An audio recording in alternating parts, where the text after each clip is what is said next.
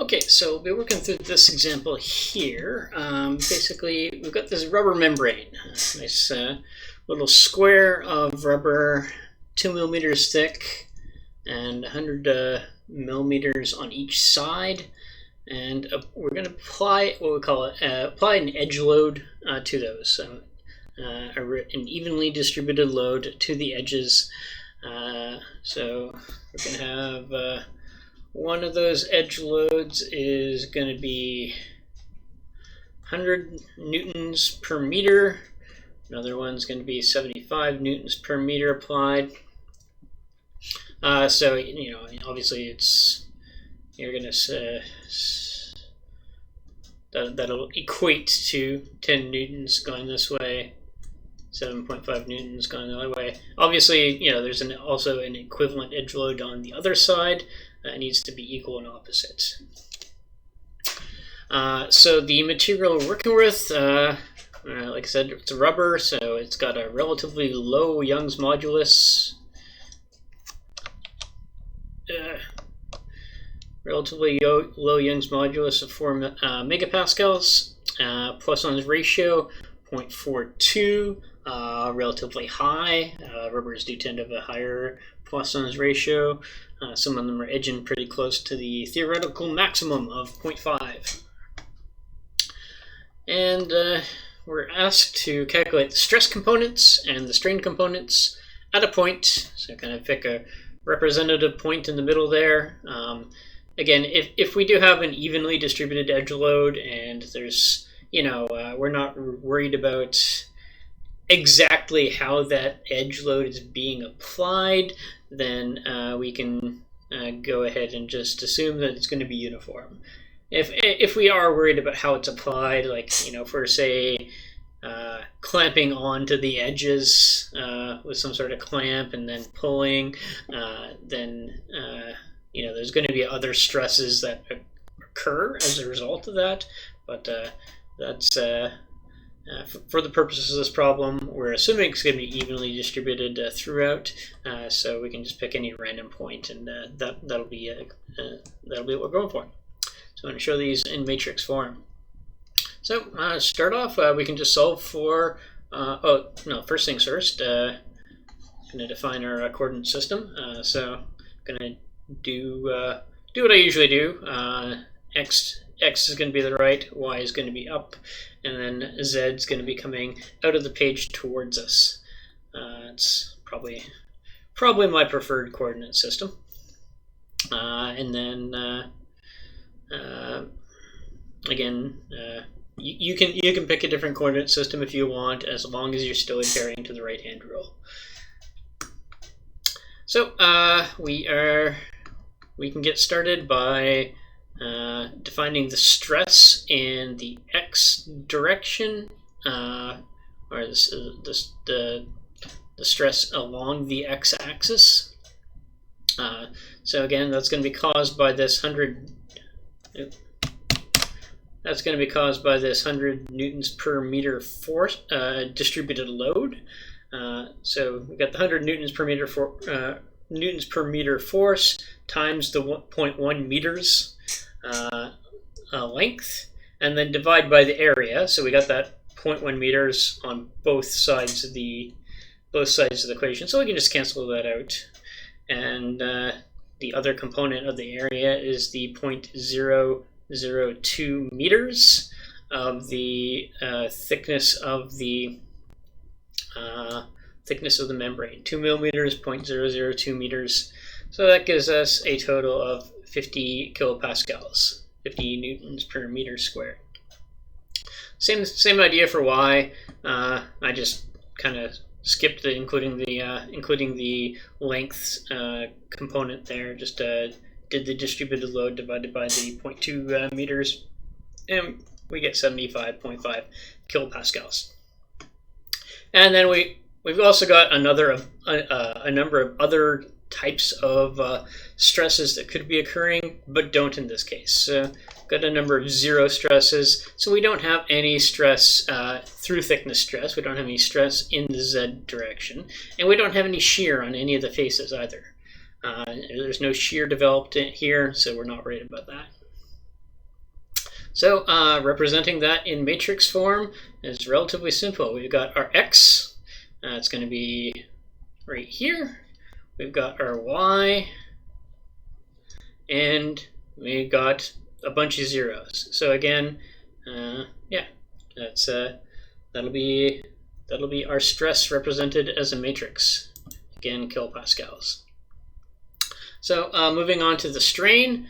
So we know that, you know, from the video you saw in the Poisson's ratio stuff, that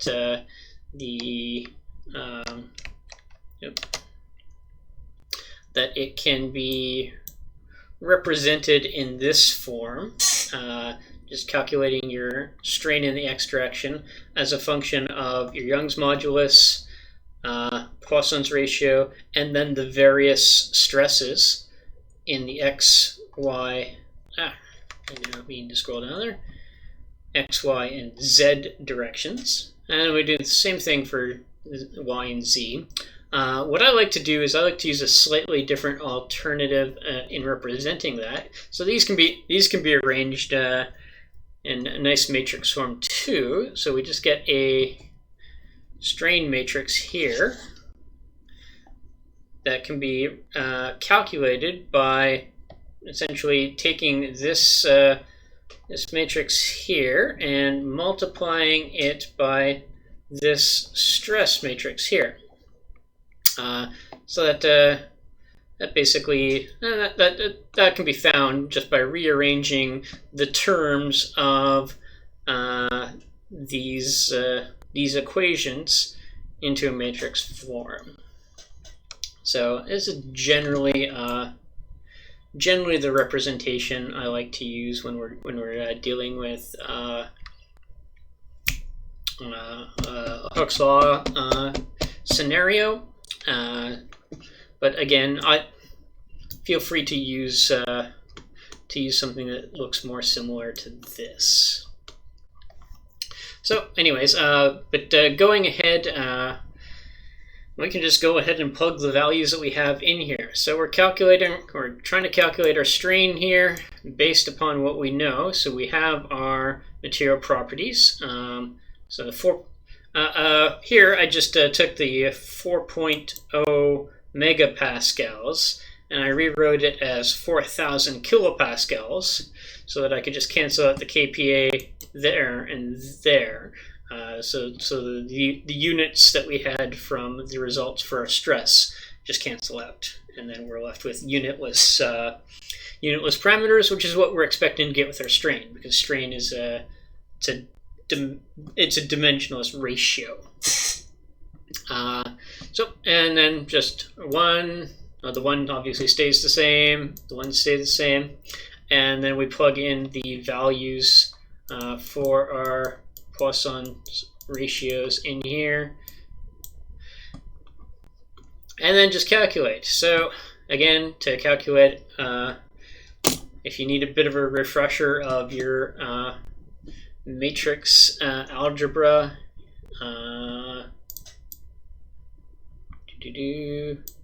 we calculate our EX.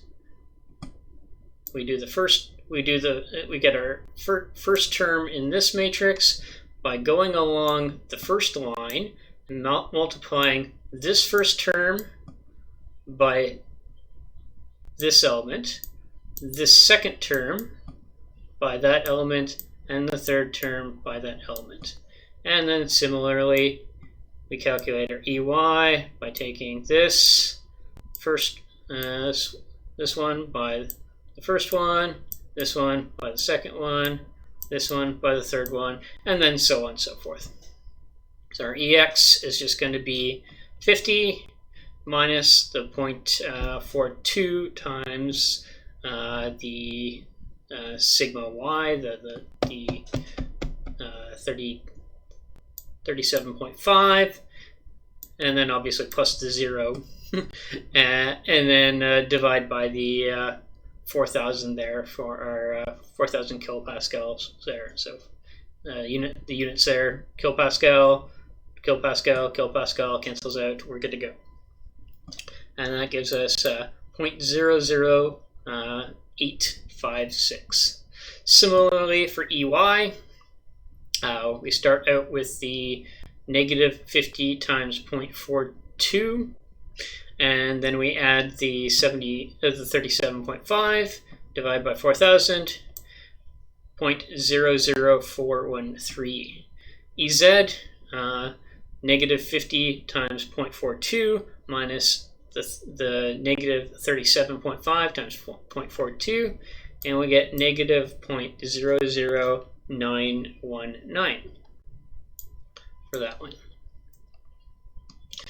So there we have it in our matrix form. That's our matrix form for strain. And we can go ahead and